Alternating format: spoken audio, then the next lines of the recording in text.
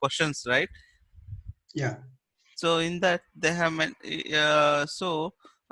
is abstract WSDL and another is Oh yeah, you're right. You asked that question. It's actually normal WSDL, or you say like no complete WSDL. When you okay, say WSDL, you usually like no, you think it is a full complete WSDL. okay, But if it is abstract, specifically you mentioned it is abstract WSDL. okay. Yeah. So concrete WSDL will be having both uh, business binding details like URL and other things, and service details, business service, right? Yeah. Right. Service details, whatever you have seen, and plus your binding information also. Correct. Okay. Along with normal abstract section. When you say service detail, that is nothing but whatever you have seen, right? Okay. Okay. Yeah. And another question is, so we will be using currently in the this one, most of the services are RESTful services, right? Yeah. So are we going to have RAML also in the training? Yes. Okay. Yeah. Because in the files I have not seen RAML. We don't use RAML directly, but it's actually a different way. When you are creating WSD RESTful services in integration cloud, Mm-hmm. you don't need to have any file. Okay. Okay. And in REST services, you can directly use the REST URL, and you can create the this one also connection. You don't need to have a RAML file. RAML is just one way of exposing the details RESTful of REST service. services. Like it's not like that is the only way. In case of SOAP web services, WSL is mandatory. Mm-hmm. But in case of REST services, there are different standards are available, and you can use RAML, and there's also something called WADL. The different metadata file, all that are possible. Okay. Okay. Bhaskar, you gave this OIC URL, but that is not working. I checked yesterday, and some MP3, MP4 files are also missing. Recordings file. Suppose there is a first program, the Hello World program. So that recording also not available in the file section. I have given OIC URL. Really? Yeah, there is a one Word file No, available. don't use that. Okay, I'll that be okay, giving okay, today. Yeah. okay, fine, Okay. fine, fine. I think it okay, fine, fine. And the recordings are not available in the files. No, there is a separate folder called recording activities. How no? I checked it. I checked in recording activity. So There, for I'll show this, you once. One yeah, second. Let me share the screen. yeah. It is here, no, this is the files, right? Under recording activities, it is called OM greetings or something, right? OIC greetings.mp4. But anyway, I'm going to show that today. We have not reached that. Okay.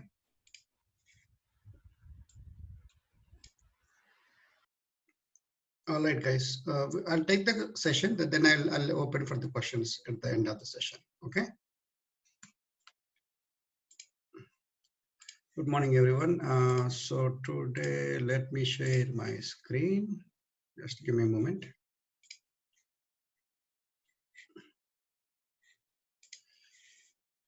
So we are using actually this file.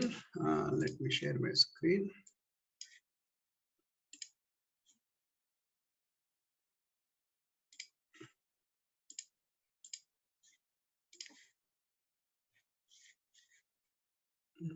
Okay.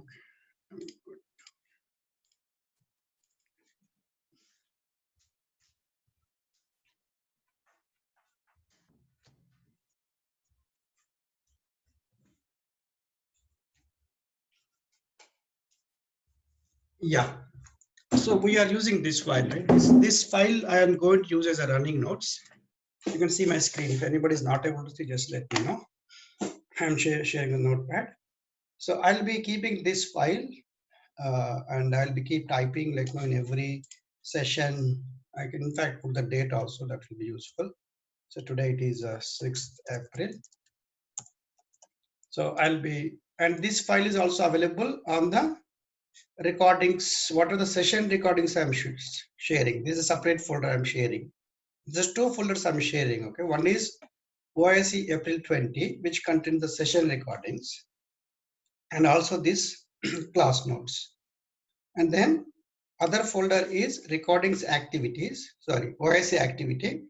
OIC activity contains two folders, files and recording activities, and also other files here, like Fusion Technical, the activity guide. And also we have, this is XE database install, this for installer, and SOAP UI. So we'll be needing SOAP UI after today's session, and Oracle XE database maybe after next session. Okay, don't use any other files here. For example, OIC subscription is also like outdated a little bit. And OIC, this document also, I thought I deleted this one. I don't know why it is. I'll delete this in fact, because this is not correct details. I'll be sharing those details separately. All right. So usually whatever the files we are using, they'll be available from the files folder. And when you're doing the activities, if it is asking to use any recording, that will be available in recording activities. All right. Okay. And please pay attention during the session. It's very important. Don't get distracted with anything else. Okay. May I know who is MR? Sorry, I couldn't make out. This is Mohan here. Oh yeah, Mohan. Right. Yeah, hi, Mr. Bhaskar. This is Arun. Like I talked to you yesterday, right? Yeah, I Arun joined and Shakti. Yes, I Yeah. got it. Thank you guys. Thanks for joining. Hey, hello, Bhaskar. Good morning. Yeah, Priya also I get it. Hi, Priya.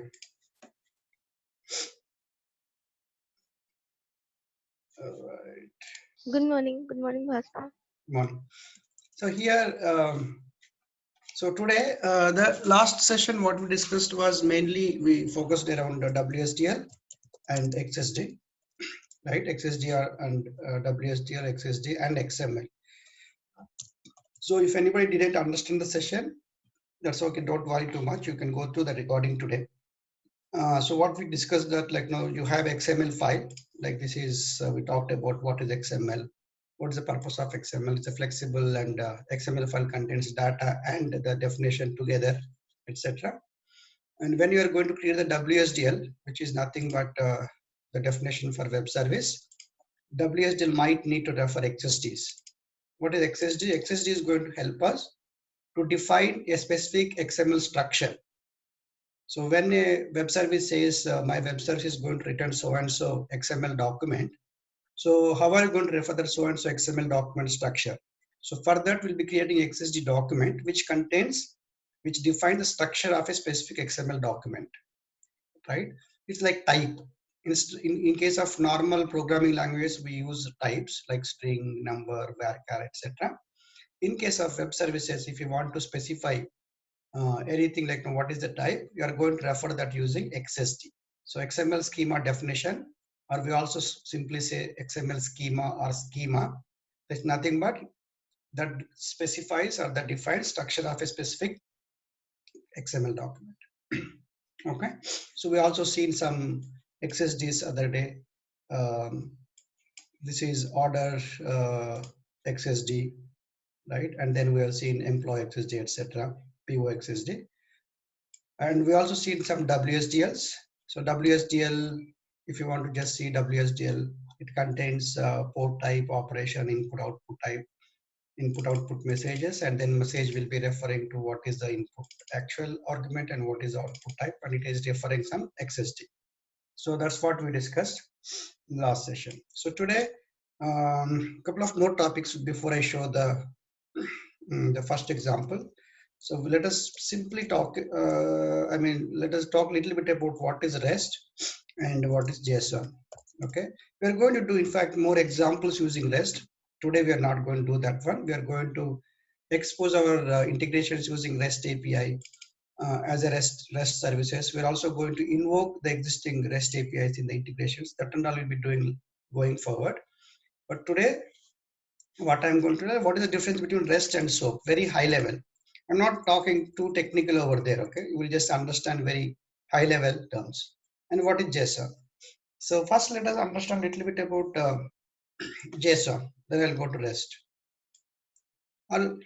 Okay, so if you want to represent any record is XML, we know how to represent. You'll be having one tag, root tag, starting, ending, and element or a tag like name, ending of the name, ID, ending of the ID, like that, right? Now, this is one way of representing the data in web services. So now industry also has come up with one more representation, which is becoming very common. That is JSON. Okay, it's called JavaScript Object Notation. So JSON. So what is JSON? Let's take some examples again. It will be easy to understand. One second.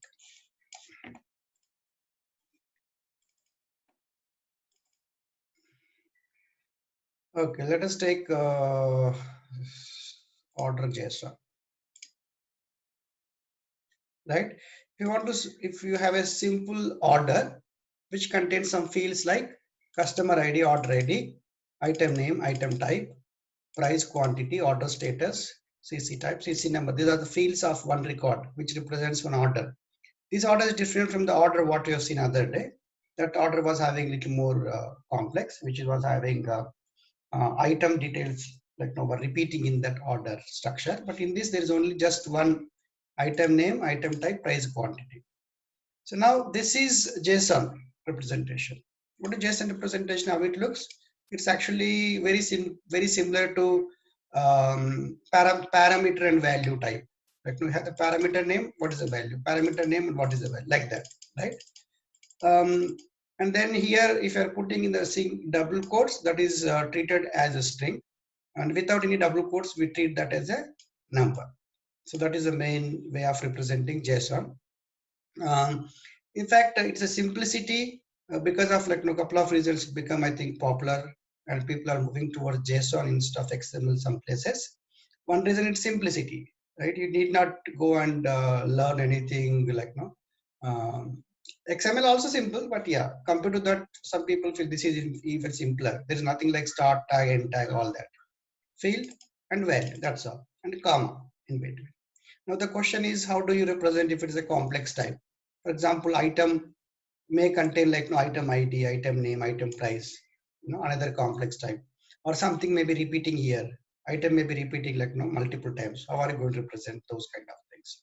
So let us open another example of that one.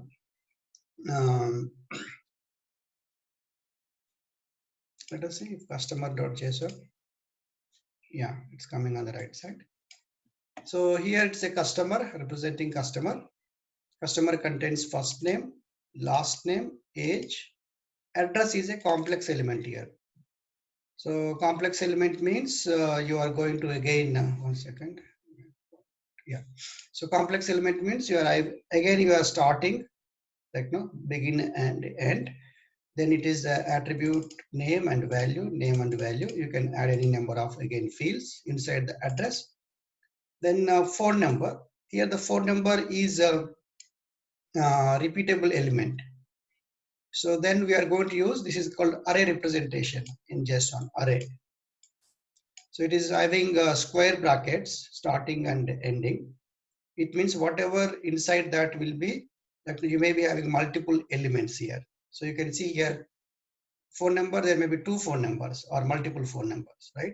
So phone number type and number, then starting and ending, comma, again begin and type number. This is very similar to how you're programming like scope, right? You have begin end like that. C++ notation, that kind of thing. So this way you can have any hierarchical blocks. So you can easily represent again complex element. You can easily represent again repeated elements, right? These are the most of the things are covered now. So what else you need to represent any record? You need to have a attribute value and complex elements and repeated elements. So it's very simple to understand also, right? Nothing much to learn on this JSON representation. So here another reason why people went to this one, the overhead of the data, right, is also less. If you compare with the employee, I want to just send this data, correct? These are my actual data elements or data points, what I want to send or exchange. Instead of that, what I am doing now, I'm exchanging this whole thing. I'm adding so many additional start end elements, etc. So this this was treated as overhead when you are using mobile applications. If the mobile application is acting as a client, if the client wants to invoke any web service, any SOAP web service, so you're going to always get the payload or the response in this format. So it may be like 1 KB of data what I need, but I'm getting like 5 KB of data. In the mobile application, the resources are always limited, so you don't want to simply overload these things. So then people thought about some alternate representation, and somebody came up with the JSON representation and become popular, and people are using that one. Yes, here also we have the overhead, like we're writing the tag name or the field name, but you are avoiding like end tag name, right? So that is gone. Okay, that is one reason. So multiple reasons, simplicity, and then you're adding less overhead or less elements like that, right? So that's why people like JSON. And so when we come to REST, so that's the REST web services usually will be using JSON as a representation for exchanging the data. Again, same reasons. And why that is, why can't we do the same thing in SOAP web services? In the SOAP web services, there is a standard, right? What is standard? In case of SOAP web services, your payload has to be in XML. That is the standard you have to follow. We cannot change it. That is the standard you have to follow. So in the REST web services, there are no restrictions. No restriction of how you want to represent that or represent payload. It is up to you. You want to keep XML, no problem. Or you want to keep JSON, yes. Or you want to keep like a simple CSV, no problem. Or something else. So it's up to you, as long as the client and server know that this is a representation or this is the recording structure I'm going to get, record structure I'm going to get. So it's up to you. So REST is not imposing any standards on that. So that's why also people like. So two things, right? So the industry is slowly moving towards using REST APIs and the data or the payload representation using JSON instead of SOAP web services and XML. Does that mean, is it completely changing? No. There are many web services. In fact, most of the web services, even the Fusion applications, are exposed as SOAP web services, and the data will be in XML in that case. But the new web services, probably Fusion applications also, they're moving towards REST APIs. So we need to know both of them. So we should be using both of them. And if you have to develop a new web service, it's up to you, if how you want to expose. If your requirement is REST, you have to use REST. The requirement says no, we need SOAP, and then you can go for SOAP. Not a problem. We'll be talking more about REST and all when you come to that topic. Okay. But very high level, why we are moving towards REST? The main thing is no restriction, and there is also no restriction like another thing, SOAP or WSDL. No, all these things are not required. You mean, right? So there is nothing like no standard like this. So there is something called WADL, and there is something called RAML, and there is a different notation like no standards are there. But as long as you know the REST URL, that's sufficient to access it. Okay. And then REST is directly using HTTP protocol, or it uses HTTP standards only. In case of web service, SOAP web services, they added more overhead and another layer called SOAP layer, etc. In REST, there's nothing like that. So if you have a simple web server, if you remember this one, if you have a simple web server, the web server exposes that's where we started, right? We said web service is nothing but it's a simple URL, right? The web service is nothing but we're exposing the functionality URL so that client will be able to communicate or access that. The client need not be, the client can be any technology. So in fact, here in the REST APIs, we are directly using that concept. So if you have a simple web server like Apache Tomcat, also sufficient, you can expose a REST web service, and the client will be able to call that as a URL. So it's directly HTTP protocol. So then we also use some operations called GET and POST, PUT. These are CRUD operations. In case of, we'll be talking more about those things. Okay, let's not get into that one. So the purpose is just to understand the difference between REST and SOAP, and then what is JSON here. Okay, any quick questions on that? how to access the data type date in the JSON? Date also, I think you'll be using as a double quotes. Double Okay. quote. Yeah. Okay. So there is any possibility to implement any type of restriction in JSON as we were having an XSD that max occurrence or something like that? No, we don't see. You can actually develop schema for JSON also. Okay, that's possible. In fact, XSD is very, very powerful. We learned XSD to represent only XML representation, right? But in fact, the schema is very generic. When you say schema definition, for CSV representation also you can develop schema. Even for JSON representation also you can develop schema. So when you are going to use any platforms like Integration Cloud, etc., even if I'm using JSON, internally it is going to convert into schema representation only. So it means when we will do one thing, when we are going to use any JSON CSV in our examples, we can open that the schema file what generating and see how it is represented. Okay. But usually we don't develop XSD before we use JSON. So the practice in the integration platforms, etc., we have a sample JSON and we say this is going to be my input or output and it is going to generate the schema file. Okay, because you don't use JSON in WSDL anyway, right? So WSDL, if you're creating WSDL, then you need to have the the schema.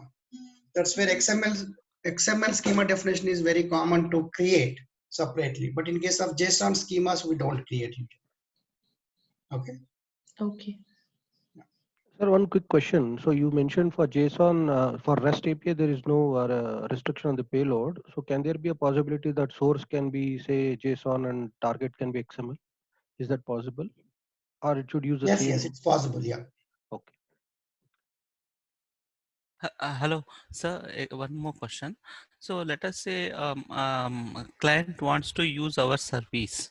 So we need to provide them WSDL or any other document, right? So that they will understand, okay, these are the services available. I can access them and I have to do that, right? Mm-hmm. Like that for RESTful services, RAML or RADL needs to be provided, right? Right. Okay, so when you are saying that we need to when we create the RESTful services in the OICS, so it internally it will generate a RAML. Yeah, that is called the Okay. metadata file. It is going to generate. Yeah. Okay. Right. Yeah. Any other questions? I'll stop for a moment. I need to take some details. Hold on.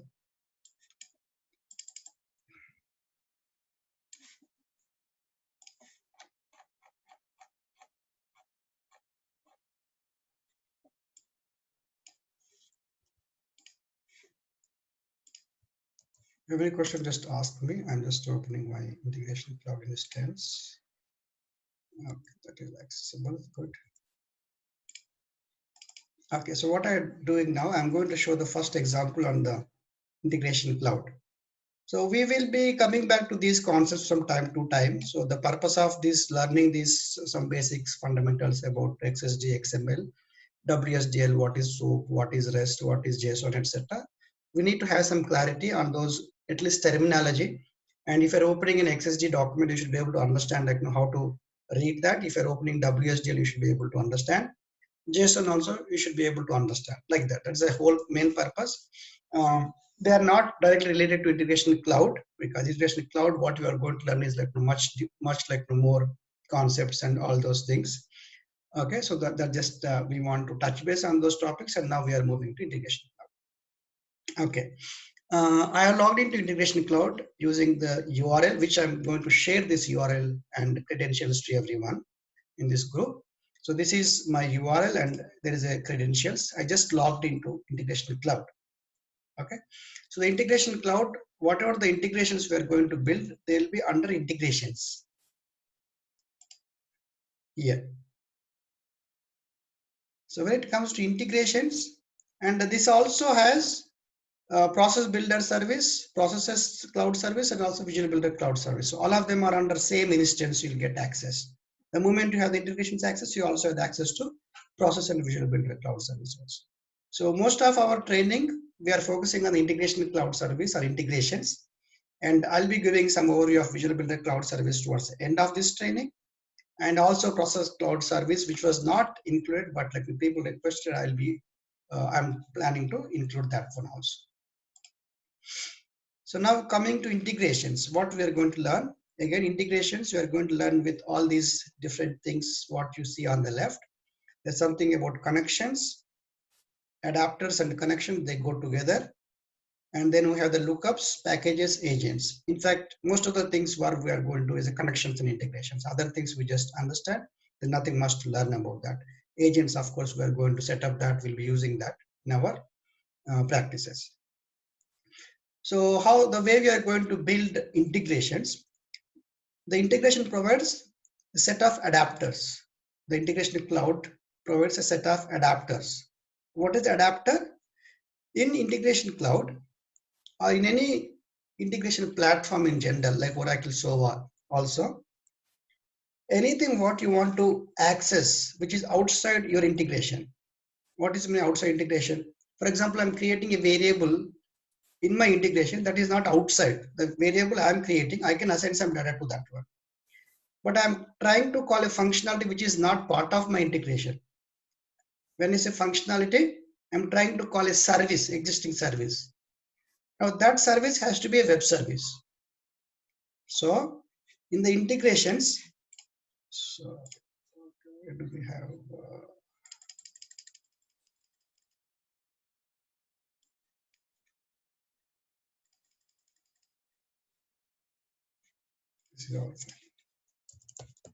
The integrations.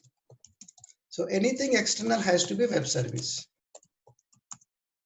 When I say web service, again, it's a generic way representing like a web service means it has to be a REST web service or SOAP web service. Both can be fine.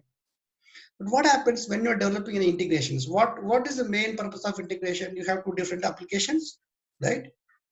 So you want to like exchange the data, like application one would like to access the data from some other application, or you're developing an integration with some orchestration. Like I have some business logic. I want to read some data from application one, that one service. I want to give input of like, whatever the output I'm getting, I may be giving the passing that as input to my next service. The next service may be available in some other application also. Like that, you may have to develop some business logic to invoke a set of web services in a specific order also. Correct. Now, so here, that is one use case. And in your logic, you also may want to communicate with your some technology. Like you may want to generate a file, or you may want to read a file from your file system, or you may want to write a file to FTP or read from FTP, or you want to communicate with the database. Like you want to execute some SQL statements, you want to invoke some PLSQL, etc. Right? So all these technologies, they are not exposed as a web service. Right? What does it mean? I cannot access the Oracle database as a web service. That is not possible just like that. Correct? I cannot access the FTP server as a web service because those technologies are not meant for that. But so in the integrations, you will be needing to invoking them. So for that purpose, that was the main purpose why the integration platforms like Oracle SOA and Integration Cloud, they have developed some adapters. Adapter is going to make any non-web service as a web service to us. Like the file system will be exposed to us as a web service indirectly. The database will be exposed to us, when I say us, to the integration platform as a web service. That's the main purpose of adapters. But in addition to that, what happened over a period of time, even the platforms started developing adapters for applications also. Like there is an SAP application. And then what Oracle has done, they developed a SAP adapter. SAP might be providing web services already. It means in the integration, if you want to communicate with SAP application, either you can directly use a web service which is exposed by SAP, or you can use the adapter which is available in the integration platform.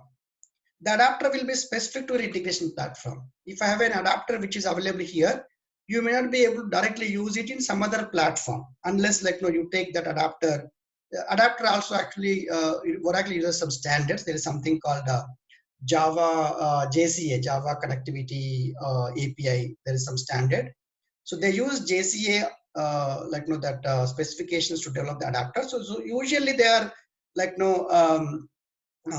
you can use, in fact, if there is a way, if Oracle is exposing adapter, you should be able to even import into some other integration platform also.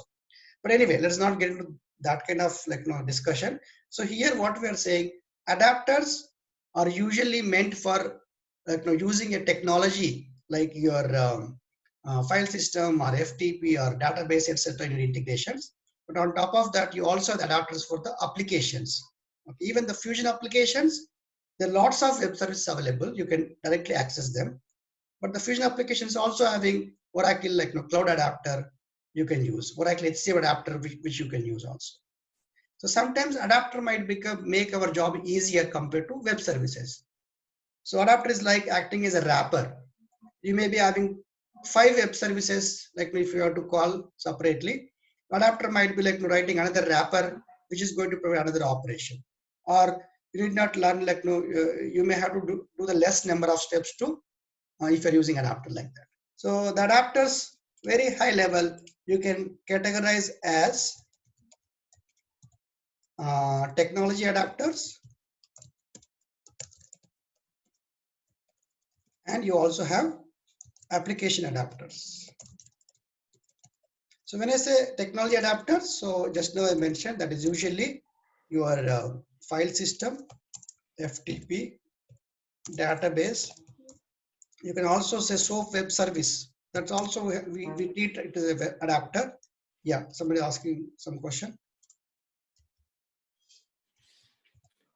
Okay, and when it comes to application adapters, like I want to call SAP, I want to call invoke Salesforce or Fusion applications like that, right? So these are all application adapters. So there is a bunch of adapters available. You can see here by default you're having 68 adapters.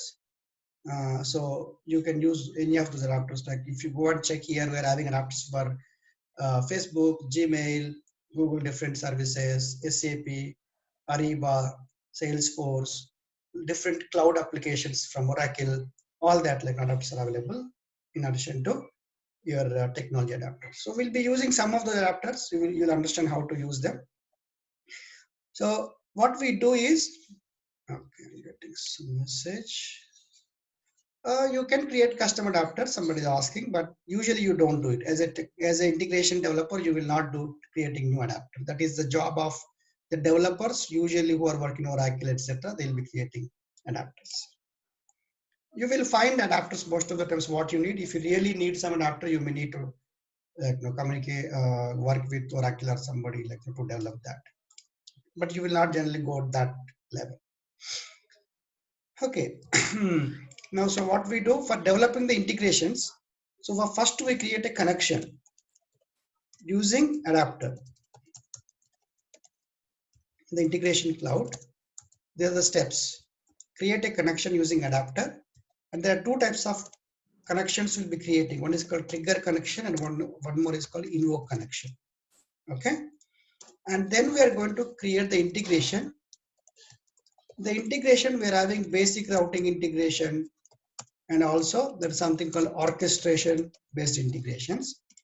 And then in the integration, we are going to use connections. So let me show one small example today. So before I do the example, what I'm going to show is just hello world. That is my integration. So what is the hello world integration is doing? I'm developing my integration and exposing as a SOAP web service. Any integration what you're developing in any platform, usually, again, that becomes a web service automatically. That becomes a web service automatically. It's very important to you remember, make a note of this. Integration becomes a web service automatically, unless you make the integration as a scheduled integration. If you're making a scheduled integration, then you're not going to expose as a web service, so it's automated. So in reality, you may be working mostly with the schedule integrations, okay? But when you are learning here, we are going to start with normal integrations. It means you are exposing them as a SOAP web services or REST web services, right? Now, don't think that no integration means why I'm exposing. I'm supposed to invoke something. Why I'm trying to expose by integration. See, it is like, don't think integration only like no integration means like no, I'm trying to invoke. It's not really like that, right? Integration is again almost you're developing some application sometimes. So here, in case of PLSQL development, what we are doing, we are using PLSQL APIs to get your business logic. The integrations, you're using web services to get your business logic. That's the main difference. Here also, the web service also treating as a functionality, reusable functionality, which you want to invoke. Instead of PLSQL API, it's a web service. So when you develop the PLSQL API, even for some integrations, can't you expose your PLSQL API and another API? Yes, you can expose that, right? Somebody can invoke that. Somebody has to invoke, in fact, even to call your integration, or you have to automate it. The same thing we do here. Okay, so what I'm doing is I already have okay, I think this is called greetings. We are creating greetings integration we are developing. So my requirement is the input for my integration is name, and output from my integration is hello, and whatever the name I get it. I'm just taking very small example. You may have some confusion also. I'll try to clarify that. With this, we'll just go through like the complete steps of creating the integration, and then we're going to do much more interesting integrations like going forward. I want to expose a SOAP service. Now, I already have an existing web service called Hello World. I already have an existing web service called Hello World. What this does, this also takes a name, and it has two operations. It has two operations. One operation is say hello, and the say hello takes one input name, and that returns me hello name. This is an existing web service. Now, can I directly use this web service? Can I expose this web service directly to my client? May not be because of some reasons. I don't want to expose this web service because I am not the owner of this web service. I can't expose to my clients. Or there are like some security restrictions, whatever the reasons, I can't expose that. Or I want to in fact like add some more logic on top of that. Maybe there is some requirement like that. That is the reason what I'm doing. I'm creating another greetings web service or greetings integration, where I'm going to define some specifications to my service, which takes input and which is going to return this as a response. But to get this response, I'm not going to write the logic of like concatenating name and hello, all that. Instead of that, I'm going to call the existing web service of the Hello World.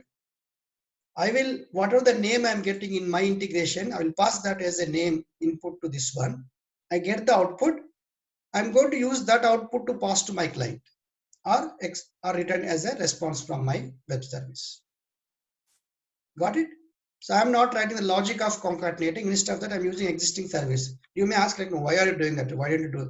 I mean, that is my requirement. I don't know how to develop this logic. Just think that way. I don't know how to concatenate. I already have a service. I would like to use, that is the whole purpose of integrations. The integrations, you're trying to reuse the existing services, and then you may want to transform on top of that. If the existing service is sufficient, I can simply use the same response and I send it back to my client. On top of that, if you need some more like customization, you can do that in the integration. You have the business logic you can implement. Okay, are we good with this? So let me go ahead and show it.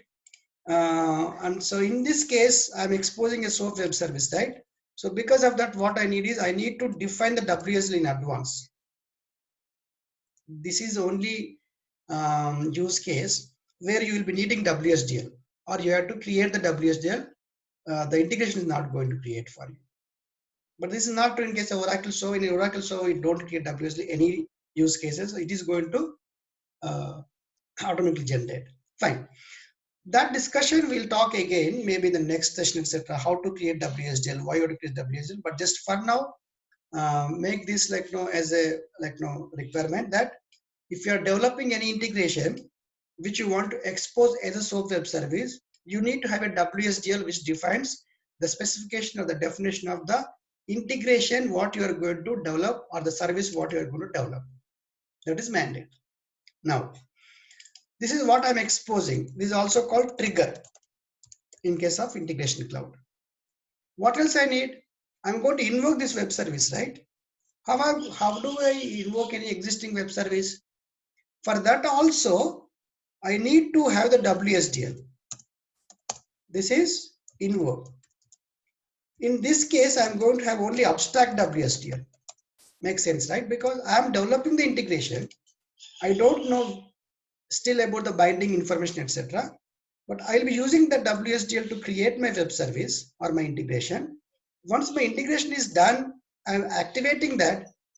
That is going to provide me a WSDL which will become complete WSDL with the binding information. But the WSDL which I'm going to invoke means existing web service. That also should be complete web WSDL. It means it should have the binding information to me. I'm going to invoke that web service. It should be a running web service somewhere else. Okay. So I'm going to use two WSDLs in this case. Right. So now where are those two WSDLs? The WSDL can be used as a file. In case of abstract WSDL, usually you'll be using as a file. But it can be a file or it can be URL also. So this also can be available as a file. It can be available as a direct URL. Both are fine. So what is URL means? If I use that URL, you are going to get the complete WSDL as a content. Sometimes what you may be doing is you take the URL, you download that content into some file, then you may be using the file also while defining it. Okay, so without talking too much here, let us go and do it. So it's easy to understand or visualize what I'm trying to say. Then I'll take the questions. So what is the first step I do? First step is creating the connections. This one. Right. So what kind of connection I want to create now? Create. These are adapters. So today is the first integration. You may be having lots of questions, but you will get familiar. This becomes very easy for you after a few or a couple of sessions or a couple of practices. So I'm going to create a SOAP based connection. SOAP is an adapter. I'm searching for that. So while creating connection, you have to create using a adapter. So SOAP connection, first thing. So I will use some prefix here, BK, April, and this one connection is my greetings trigger, greeting connection trigger. I can give any name. I'm just giving some relevant name. And while creating the connection, there are two types. You have to decide whether it is going to be trigger or invoke. Click create. When you are creating a connection based on an adapter, based on the underlying adapter, you will be needing to configure certain things. In case of SOAP adapter, I need to go and configure what is the WSDL URL and if there is a username password, if that is protected, like that. If I'm using file adapter, then it's going to ask me what is the location or something like that. If it is something else, then it may be having like something additional configuration. We'll be seeing that. So in this case, I need to go and configure connectivity of my web service, which I'm exposing here, WSDL. So I want to show you WSDLs, right? So I have the WSDLs here under files. Then we are having one more subfolder called WSDLs. I have a set of WSDLs which are exposed, available in your Google Drive also. So here I have two WSDLs which I'm going to use for today's this one service. One is greetings trigger.wsdl and the other one is hello world WSDL. Hello world invoke WSDL. The name can be anything, okay? I'm just naming again here, just irrelevance. So when I say greetings, what it is, greetings I am defining here. There is like one operation for my greeting web service, and this operation has two messages. One is input message, one output message. And what is a greet request? That is going to map to some XSD, and the greet response is going to map to some XSD. So basically, I have an operation called greeting, which takes string as an input first name, and which is going to return another again type string, which is treated as a greet response of greeting. So first name is the input, and the greeting is the output from my web service what I am creating. Then if you want to see the hello world invoke, hello world is having two operations. One is say hello, and one more is called visit timestamp details. Say hello has one input request, one output. I mean the input message, output message. This also has one input output message, but I am not using this one in the integration. I am interested to call say hello. What is say hello request? That is mapped to again some XSD here. So if you go back and check again, that is nothing but it is again a string, and the response is string. So if you're not attended the previous session, you may be getting a little bit confusion here, but that you will get clarity once you go to that session. But here, for now, just you think very abstract level. You're having a web service which you're invoking here. It is having two operations. Every operation contains one input and one output. So the output, input and output are defined. I mean the definition of those input output will be defined based on some XSD, and nothing but they are actually what is the type. Now, if you come down and see here, this is a existing I mean, this is a WSDL for existing web service. So it means that should contain the binding information also. You can see there is a binding information, and then the service definition, the actual service URL here. You can see this is a URL. This URL is actually the web service URL. So the web service and WSDL are different. Don't think they both are the same. WSDL is simple. It is a simple file, an XML file, which defines the specifications or description of your web service, whereas your actual web service will be available on a specific URL. So during runtime, the client is actually going to make a call to this web service behind the scene. This URL, I mean, right? And this URL may change from environment to environment. If I'm going to call web service on the UAT or some testing system, it will be using the appropriate host name here.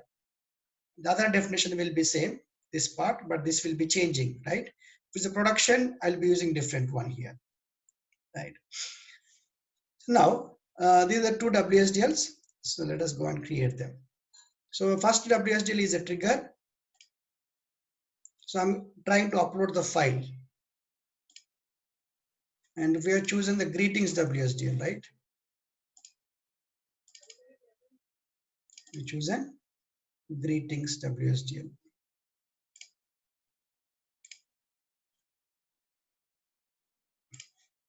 That is going to be my trigger connection. And then security policy.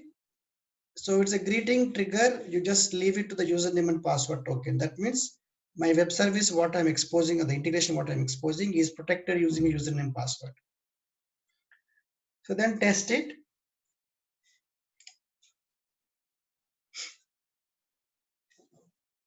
Save and close. Same way, I'm going to create one more connection. That is the invoke connection.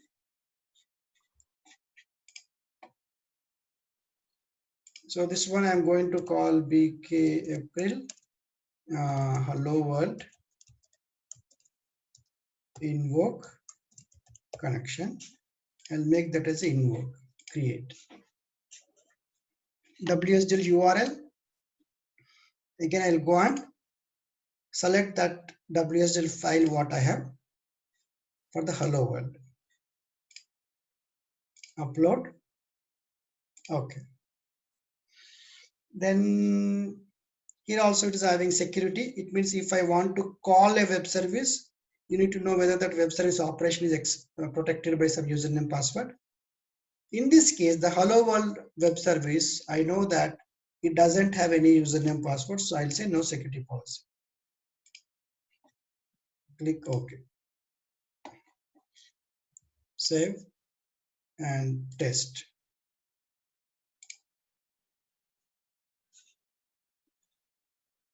Okay, close. So both the connections are created now. One is a trigger connection. You can see this is invoke and this is trigger connection. Both are active. The next thing I'm going to create integration. Click create. So when you are creating integration, there are different types of integration you are going to create. So we are going to do all of this in our training. So I'll be starting with basic routing integration. When you are going to use what, you will understand over a period of time. But just very high level, if you're having a simple calling one web service and transforming the response to according to what you need, then you'll go for basic routing. On top of that, if you want to add some more business logic like conditions or loops, etc., you'll go for orchestration related integration. So I'll be going for basic routing today. And give some name to your for your integration. So this is greetings integration. BK April. I will also add a package name for my integrations. It means all my integration will be part of that package. It's not mandatory, but it will going to be useful later. I'll tell you why and I'll like when that situation comes. So in the integrations, in the basic routing integration, this is the interface, how you are going to develop the integration. So you have to just come here and develop. Everything is just at this one place. You don't need to use any other like the SQL developer or Jira developer to create the integrations, nothing, right? You are just creating everything and activating also here. Drag and drop a trigger connection, drag and drop a invoke connection. How do I get that connections? On the right, you can search for that. You can see here, connections are there. So I'll go and search for my BK April connections. There are two connections, both are available here. One is hello world invoke and one is greeting trigger. So now I take this one and drop on the left side. Whatever I'm dropping here is a trigger, nothing but exposed to my client. So whoever is going to invoke my integration, they have to invoke using this definition. We'll give some name here. You can say greetings. This is called endpoint. Creating connection is one side, one part of your integration. When you're dropping the connection into your integration, you might have to go through some configuration again. And this is where you are going to say, what is the endpoint means, how that is exposed to the actual, like no, as part of integration to the client. And click next. You can see now in my WSDL, what are the WSDL I used for trigger connection? It was having one operation and one input and output messages. So based on the definition, it is automatically understanding that my operation for my integration or the service is going to be greeting, and then this is the request and this is the response. All that is reading from the WSDL and using that information. So you need not do anything, just click next, next, and you dropped it. Then on the right side, now the logic is, I'm getting the input. I want to pass this input to an existing service. I will be getting that response. I use that response and map it to what I need. That is how what you are building in the basic routing integrations. So on the right side, now I'm going to call my invoke connection, the hello world, and drop that.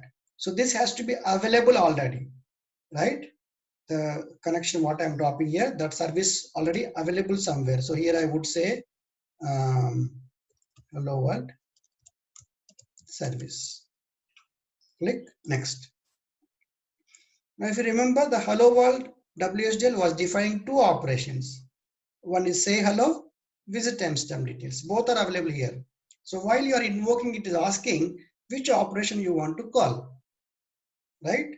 So I want to call say hello, that is my requirement. Click next and next. So this and all again, next, next, you have to click done. Now you see there are two paths.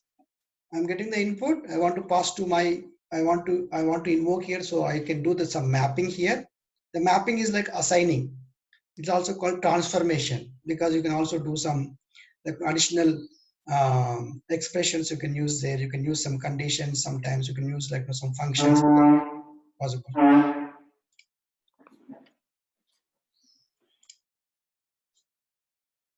Okay, 1 second, please. Right, so I have muted everyone in case if you want to talk, you can unmute. So one map this side and one map this side. So what I will do now in this map, I'll go and map my input. So this and all you will get familiar. You are going to use n number of times in every integration. For every invoke, you'll be having you have to go and do the mapping. Now what you are mapping here, so just before that, so let me save this once. Sometimes it may hang and then we'll lose everything. So in the mapping, on the left, whatever you're getting from the client on the left side, right? The first name, what you're getting. And this is what you're calling, right? Say hello. And the say hello is expecting one attribute, that is the name. So I need to map from left to right. You can select these two and click on map. There are different ways of mapping. I can also select this and drop like this also. Otherwise, you select both of them and then you have to click on map. While doing this one, you can also do additional functions. We'll be doing like some of them later stage. There are different kind of functions are available. You can also use them. So for now, I'll simply validate and close this mapping. So that is input you are setting for this invoke. Once I get the response from this operation, now I need to send that as a response to my as a part of my web service. So that mapping I'm going to do here. So you can see now there's a response I'm getting, say hello response. You take that value, and this is what my client is expecting at the my web service definition expecting. So I map that. I'm not doing any transformation here. Transformation means it's a transformation, but it's very simple transformation, just mapping or assigning one field to another field. Validate this and close. So both our mappings are done now. And then you can see 87% is completed in your integration. Here, there is one step is always mandatory. In any integration, you are going to do something called tracking field. So what is a tracking field? The tracking field is used or going to be helpful for monitoring your requests. So when you activate this integration and when a request comes, you want to go and see what is happening to my request. So how are you going to identify which request? You need to have some like identifier, right? So here I'm saying my request will be identified based on the value of the first name. Usually like whatever the input of your service, one of those fields will be using as a tracking field. Click save. So now save this whole thing, close. The integration is done. What is the next step? You are going to activate it. Right now it is not activated, means it is not available to outside. Nobody can call or nobody can run this. So I'm going to activate this. For that, you just click on this activate button, and there is some field you want to enable tracing. In the tracing, do you want to enable like your payload information? Tracing is nothing but your log file. So after your activation is done, when the request comes, when you go and do the monitoring, or you want to check what happened to my right, so then you have to you can go to tracing and check that. Okay, so now you can see it is telling this is activated and this is WSDL of your integration. Either you can take from here, or you can also click on how to run, and then also you will get the WSDL. Both are one and the same. Copy link address. I'm getting a WSDL of my integration, what I have activated now. So this is going to be the complete WSDL, which contains again the actual URL of this integration of the web service, how somebody can access it. So what we are going to do to test our integrations, we are going to use SOAP UI tool. If it is scheduled integration, you don't need to use this tool, but all other integrations, you are going to test them using some external tool. So that for that you are using SOAP UI. SOAP UI, it is available in the whatever the activity folder I'm sharing. You can download this. It just next click, it is going to install after downloading SOAP UI. Okay. So when it comes to SOAP UI, it is a generic tool, not related to only integration with cloud. This can be used for testing any kind of web services like SOAP and REST. How do you test it? If you have any web service, SOAP web service, you go and create a SOAP client project with the help of the existing WSDL. The WSDL, what is exposed, like my integration is exposing, right? Expose the web service. So for that, I have a WSDL. So I'm using that one to create my client. Okay, so it's available here. You now expand that operation, then you can click on request. So this is called say SOAP payload. You remember in SOAP web service, I told always it's not just XML. On top of that, it has to always do some SOAP payload. What is SOAP structure? This is the actual payload what I want to send to my service. There is a greetings first name, but you can see now it's adding envelope, header, body, end body. Like that is the standard structure it is going to follow. So now what I would say here, I'm going to put my name or something here. I'm sending as an input. Then I'm going to add the authentication. So I maybe take another 10 minutes, even though we planned 1 hour. Yeah, usually it takes like sometimes more than 1 hour. So today I'll take another 10-15 minutes. I'm going to add the authentication here. You click on add new authorization. And what is the authentication? Basic authentication. You have to click OK. Then username and password. So username and password I'll be taking from my. Okay, just 1 second, please. I'll just take that. I have some other things also in that file. So Bhaskar, but we selected no authentication, right? no, my web service, what I'm exposing is having authentication. Whatever I'm calling doesn't have any Okay. authentication. Okay. I'm sorry. I'll be sharing again. Like if you are trying to use the SOAP UI and call that directly hello world web service, then no need for authentication, right? You're right. So if you're calling the hello world service, then you will not add the authentication. But I'm calling my service what I'm creating, and I have configured that to have the authentication, that username and password of the integration cloud only I'll be using here now. This is my integration cloud username and password I'm setting. Okay. And then right click and say there is something called add WSS username token. This is going to add.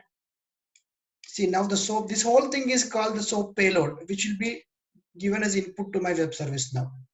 It contains my actual value, then it also contains my authentication information here in the header. So when I say right click and say add WS username token, it is adding these additional things in the header part of your SOAP. So now click on submit request. So if everything is working as expected, you should get the response, and that also will be again SOAP.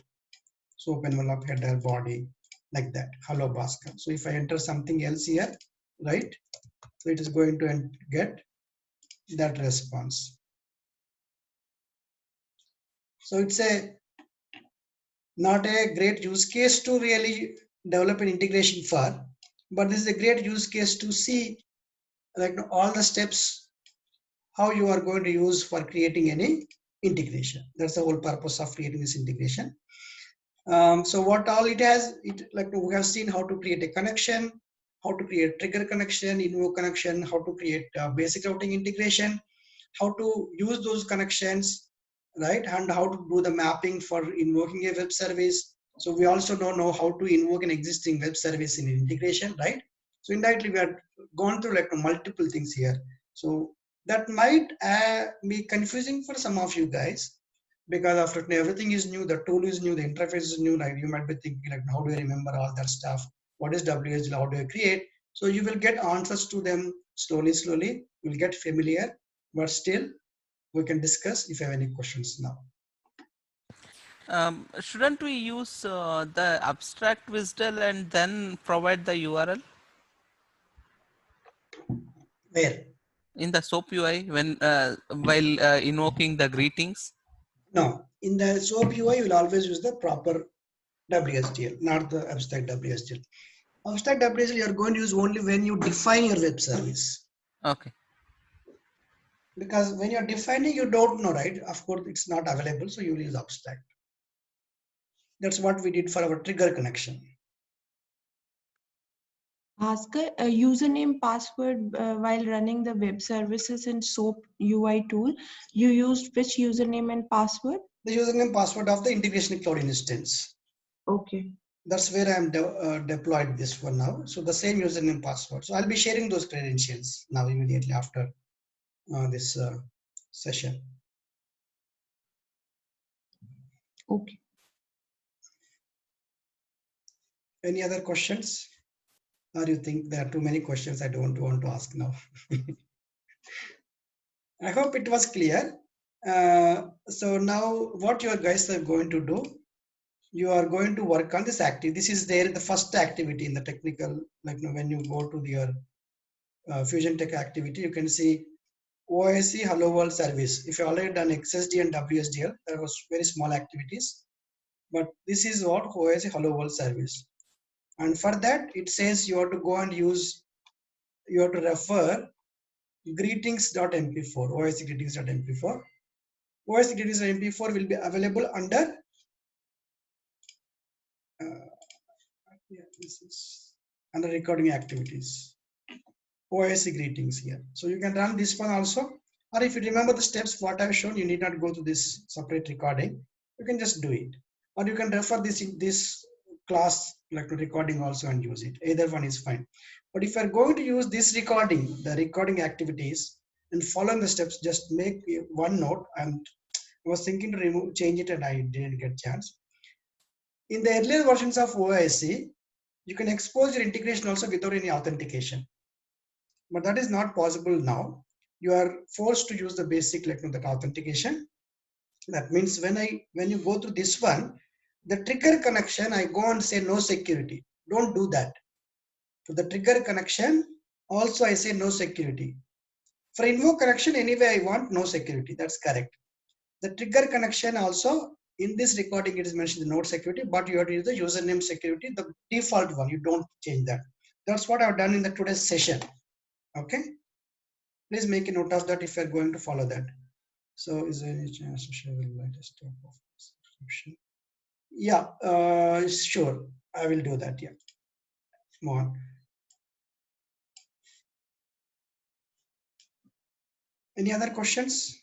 You want to get clarification? Yeah, Bhaskar, just little bit elaborate. Trigger means we are triggering any web service, or invoke as means we are consuming any web service. Yeah, trigger means think this way. Now you have integration. So somebody has to trigger the integration to invoke, right? Your integration, somebody is going to trigger. There's a trigger point or the starting point of integration. And that also becomes the service definition what you're exposing to your clients. Okay.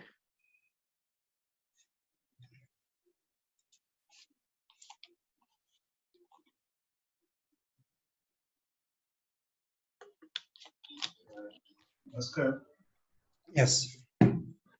see, this Oasis subscription is trial period is 1 month, right? Yeah, yeah. So if I use my credit card and if I get it, right?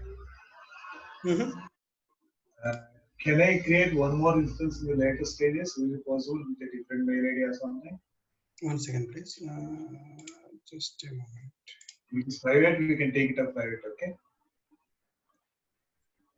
Future, if I want to practice this FTP thing again, it's a kind of question. Can I have it for more time, or is it like?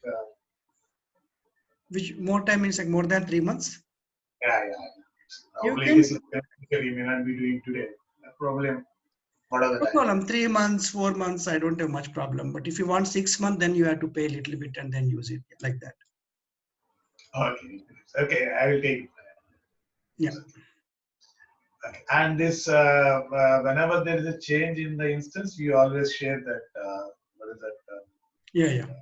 Fusion instance, right? Yes. Yeah. Thanks. I'll be in case, yeah, if there's any problem, just to ping me, I'll be sharing that new credentials Thanks. for the Fusion applications. Yeah. Bhaskar, can we download these recordings or just we can view? The session recordings usually no, it's restricted for download. Okay. But everything else, what you see in the activity folder, you will be able to download. Okay, fine.